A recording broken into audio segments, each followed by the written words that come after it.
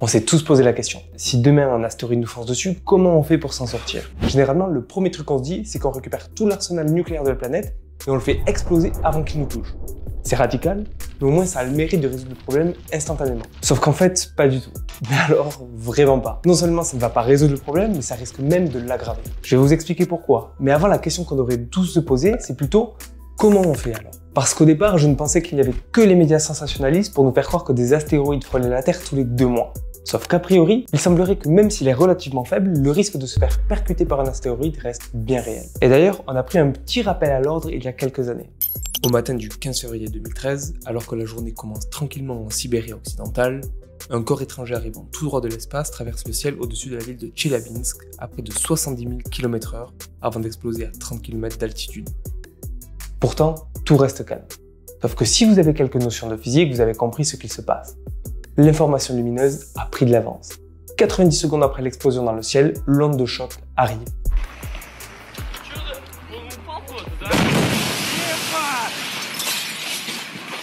On estime l'énergie libérée par la fragmentation de cet astéroïde à 440 000 tonnes de TNT, soit environ 30 fois la puissance de la bombe Hiroshima. C'est colossal, mais finalement, malgré les plus de 1000 blessés et les milliers de bâtiments endommagés, ce qui pose le plus problème dans cette histoire, ce n'est pas la violence de la déflagration. C'est plutôt qu'absolument personne n'avait anticipé son arrivée. C'est honteux! Mais comment ça se fait? Avec toutes les technologies actuelles, comment ça se fait qu'on n'ait rien vu venir? Est-ce que ça veut dire qu'à tout moment, on peut se faire pulvériser la tronche par un astéroïde planqué dans l'angle mort de nos satellites? Alors c'est dur à croire, mais la réponse à cette question, c'est presque toujours oui. Mais vous allez voir qu'en fait, ça dépend aussi de ce qu'on entend par se faire pulvériser la tronche. Je m'explique. Depuis les années 90, la NASA s'est lancée dans un travail titanesque de détection des gros astéroïdes géocroiseurs, c'est-à-dire des astéroïdes de plus de 1000 mètres de diamètre qui, à un moment donné de leur parcours, croisent l'orbite de la Terre. Aujourd'hui, la NASA estime avoir identifié plus de 90% de ces tueurs de planètes. Ça, c'est la bonne nouvelle. Et la mauvaise, du coup? Bah les gars, 90%, c'est pas 100%. En gros, là, on nous dit que quelque part autour de nous, il y a des astéroïdes de plusieurs kilomètres de diamètre qui voyagent tranquillement et qui pourraient, un jour ou l'autre, pointer le bout de leur nez avec la ferme intention de raser la surface de la planète.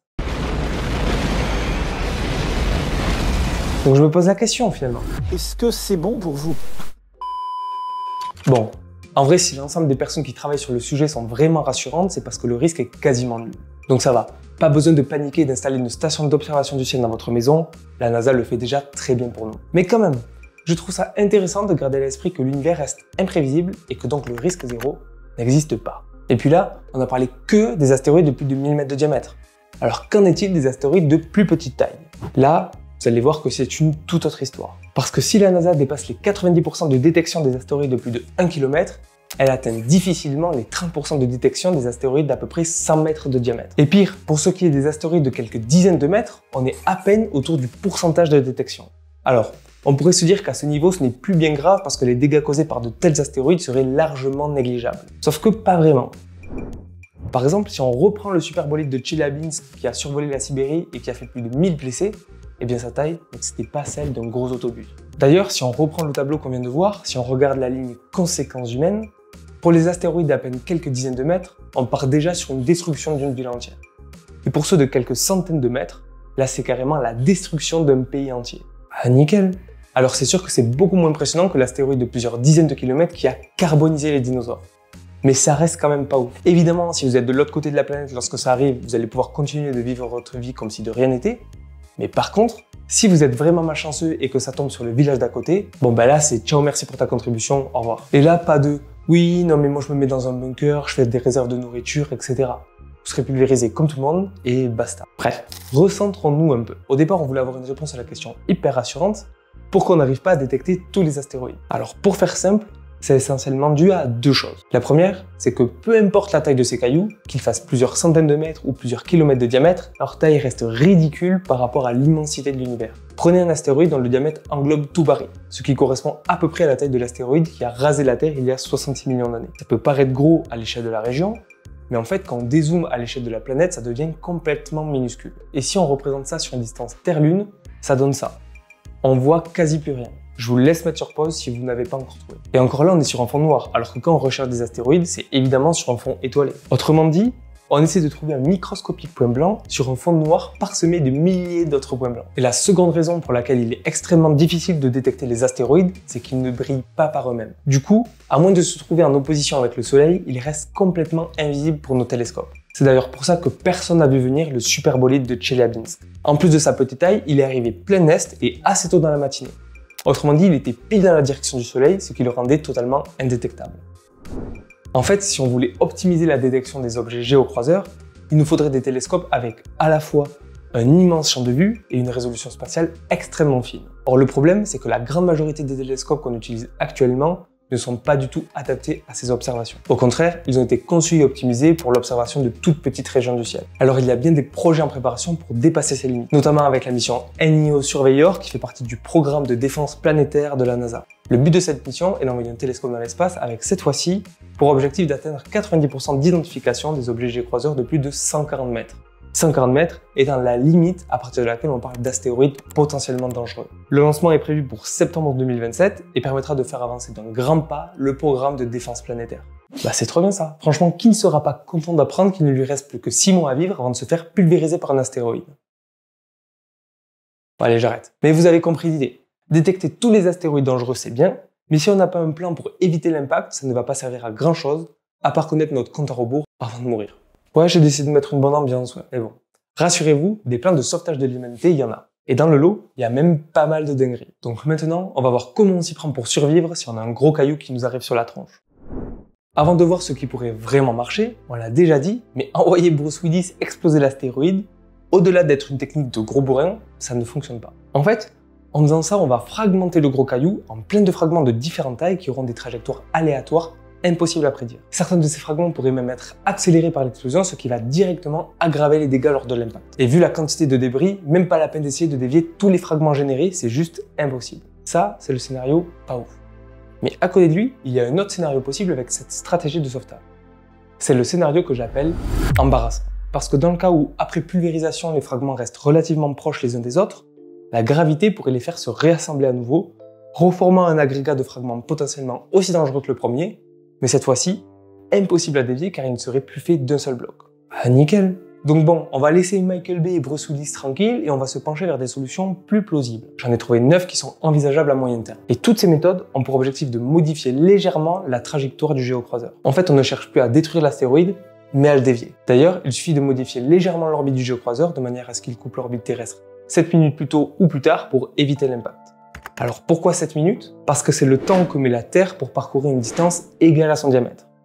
Mais avant de commencer, je vous propose quelque chose. Parmi ces solutions, il y en a une qui a déjà fait l'objet d'un essai expérimental sur un astéroïde réel et qui, bonne nouvelle, a plutôt bien marché. Je ne vous dis pas laquelle c'est et c'est à vous d'essayer de la trouver sur le seul critère de leur crédibilité.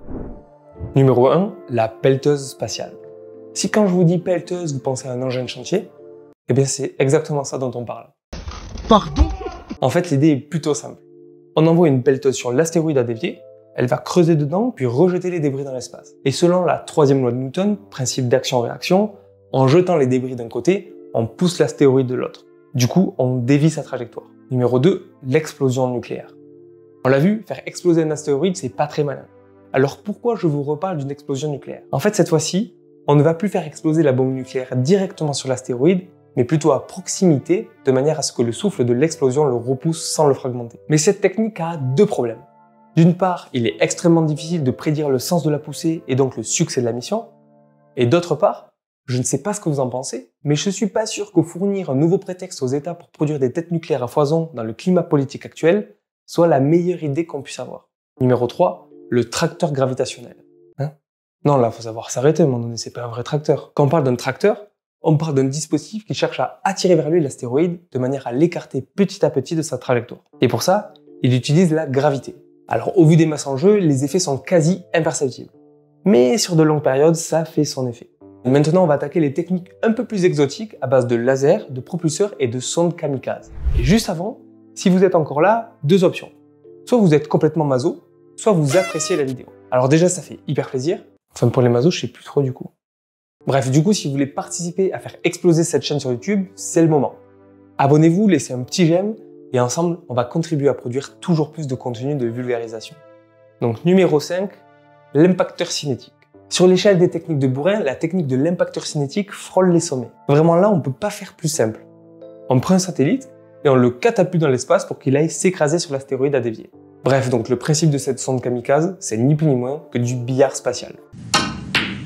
Oh, what a pot! Dave Goldberg. Numéro 6, la lentille solaire. L'idée ici, c'est d'utiliser un ensemble de lentilles et de miroirs pour concentrer la lumière du soleil sur l'astéroïde et le faire chauffer. En chauffant, une partie de la matière de l'astéroïde sera vaporisée, créant un jet de gaz qui, toujours selon le principe d'action-réaction, va le dévier de sa trajectoire. Du coup, les ingénieurs, toujours à l'affût du moindre petit prétexte pour mettre sur pied leur rêve de gosse, ont eu une super idée. Pourquoi, plutôt que d'utiliser l'énergie du soleil, on ne ferait pas une espèce de laser géant, tellement puissant qu'il pourrait vaporiser un astéroïde à des millions de kilomètres? Oui, c'est une bonne idée ça. Comment ça, c'est pris au sérieux par la NASA? Numéro 8, peindre l'astéroïde. C'est bon, là on part en roue libre. Oui, c'est ça. L'objectif est vraiment d'aller taguer l'astéroïde cible directement dans l'espace. Mais là, je peux pas vous lâcher une bombe pareille sans rien vous expliquer, c'est pas possible. Qu'est-ce qui a bien pu pousser les ingénieurs à imaginer un truc aussi bizarre? Pour comprendre ça, imaginez que vous ayez une balle, vous la prenez et vous la mettez face au soleil pendant quelques heures. Qu'est-ce qui va se passer? Elle va chauffer. En fait, la balle va absorber une partie de la lumière émise par le soleil. Sauf que la balle ne va pas garder cette énergie indéfiniment. Elle va finir par refroidir. Et en refroidissant, elle va émettre un rayonnement infrarouge. Eh bien, c'est la même chose pour les astéroïdes dans l'espace. Sauf qu'en plus de ça, la majorité d'entre eux tournent sur eux-mêmes. Du coup, il existe un décalage entre la surface ensoleillée et la surface chaude de l'astéroïde. La surface chauffée se retrouvant côté ombre va alors refroidir en émettant un rayonnement infrarouge. Et l'émission de ce rayonnement va très légèrement pousser l'astéroïde dans le sens opposé. C'est ce qu'on appelle l'effet Yarkowski, du nom de l'ingénieur polonais qui l'a théorisé au début du XXe siècle. Du coup, en peignant l'astéroïde cible en noir ou en blanc, on va respectivement pouvoir amplifier ou diminuer ce phénomène selon la façon dont on souhaite modifier sa trajectoire. Malin. Et pour finir, numéro 9, le propulseur.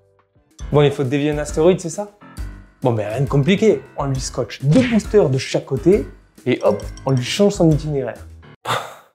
Du coup, est-ce que vous avez trouvé laquelle de ces solutions a déjà été testée en vrai? Réponse dans...